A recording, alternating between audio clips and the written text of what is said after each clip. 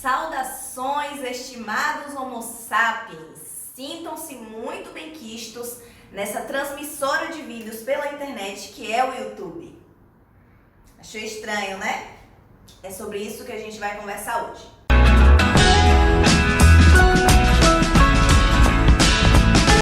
Olá! Sejam muito bem-vindos ao meu canal no YouTube. Vamos falar sobre linguagem rebuscada? A linguagem jurídica, o português jurídico, é uma linguagem técnica, formal, o que significa que nós utilizamos expressões específicas para nos comunicar no meio jurídico. Como, por exemplo, existe diferença entre furto e roubo. Nós, operadores do direito, sabemos isso. No entanto, as pessoas que são leigas, ou até mesmo no dia a dia, as pessoas aplicam essas duas palavras como se fossem a mesma coisa. Um outro exemplo são as expressões apenar e penalizar. Apenar significa que a pena foi aplicada justamente, que foi feita a justiça. E penalizar significa que a pena foi acima do que deveria ser, foi dada injustamente, de forma exacerbada. As pessoas confundem muito utilizar linguagem formal com utilizar uma linguagem rebuscada, quando uma coisa não tem nada a ver com a outra. Não existe nenhum manual de português jurídico sequer que diga, olha, operador do direito, você é advogado, você magistrado, você servidor público, deve usar a linguagem rebuscada. Isso não existe.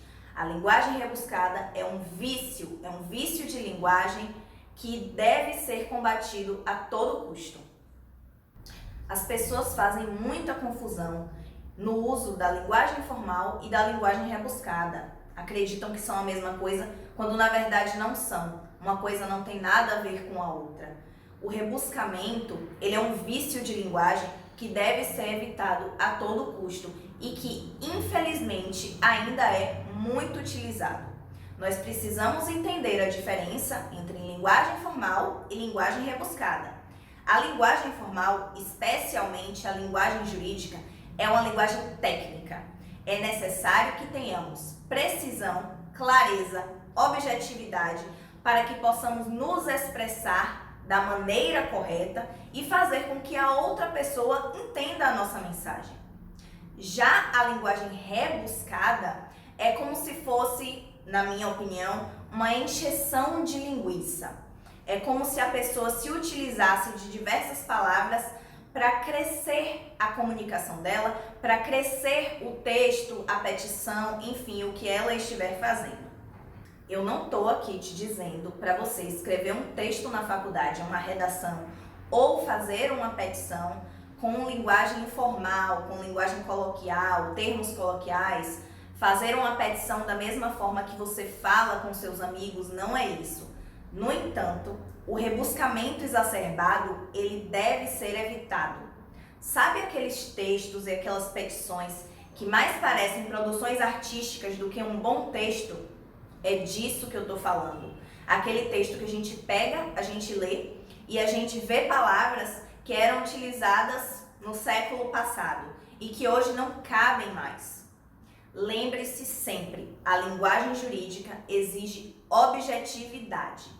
Um magistrado que pega uma petição de 50 a 60 páginas em que o advogado ou o estagiário coloca uma jurisdição até do direito alemão ou palavras muito rebuscadas de forma a crescer a petição, ele vai ter preguiça de ler.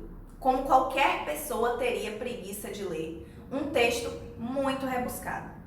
Portanto, evite o rebuscamento. Você é advogado, você graduando em direito, evite o rebuscamento. Seja objetivo, seja claro nos seus textos e nas suas petições. É isso que faz um bom texto.